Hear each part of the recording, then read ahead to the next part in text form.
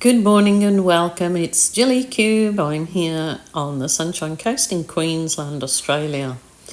So I'm reusing this canvas I'd previously painted on.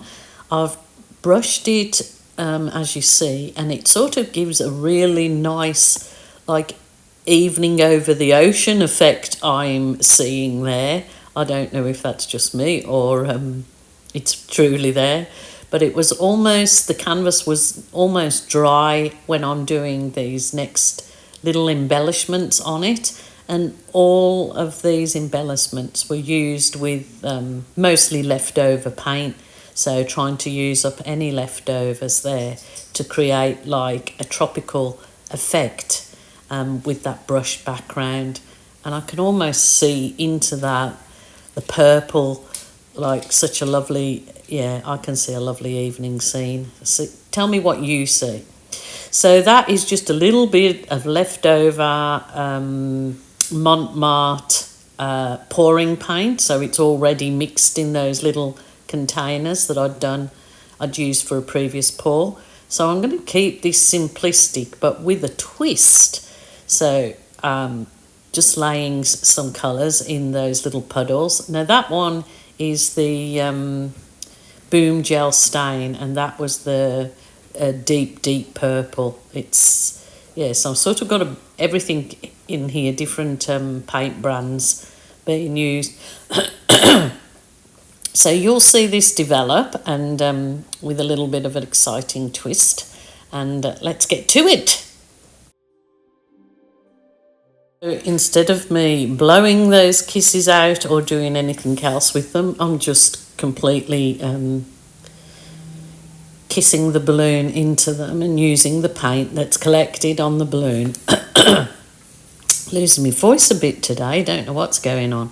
But look at those lovely effects. It's really created even finer detail when you do it this way than when you've got your paints like a wet surface underneath.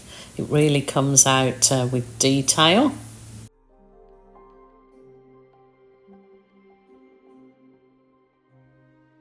To just add a little bit more of that deep purple to give a little bit more definition in the middle, and I believe that's just what it needed.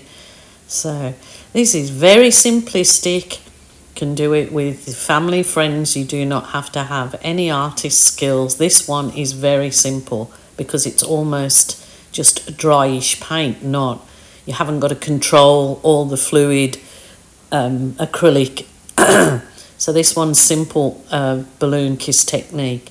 Now I'm just going in with the smaller balloon. It kind of adds a little bit more detail in the centre of those balloon kisses, and then I can fill up any spare spots I possibly can with my all-time favourite balloon kisses. But then the next process on from this was a little bit of fun, I guess. So what I'm going to use now, so I'm using one of my plastic sheets, which is just a file divider that you can get from any Officeworks or stationery. So I'm just putting some of that champagne gold on the actual piece of plastic. Just thought, you can't really see it, can you, once I put it down, that it's actually plastic. And then I'm going to use some metallic gold, and what I'm going to do with that branch that you've seen me with, the gold branch, is I'm going to dip the branch into the paint and slap it. So I'm calling this branch slapping. And I am going to do this particular technique on a much bigger canvas with very monochromatic colours, because it comes out looking very nice. I have tested it. So there's my branch, which is like a piece of coral. And I think I bought that as a placemat, believe it or not, or, something. So it's nice and soft. So it's soft enough to dip in the paint. But the only thing I wish that I'd done was really used thicker paint, probably not even the fluid. And then you slap it on your canvas and you get those lovely branch effects. But I kind of went overboard. I should have stuck to the one and then used a brush to detail it. But you do get the gist. It can put you a nice tree or anything in on your canvas for you to fill in the details. So there you go. You do not have to be any fine artist to do this. It's fun, and it gave a lovely effect on the canvas. So now for kind of detail in it. See, I could have made this job a lot more easier for me if I'd have just slapped it, my branch slapping one time and then filled in sort of details. And you can allow this to dry and add a few more details to it, which is probably better to do.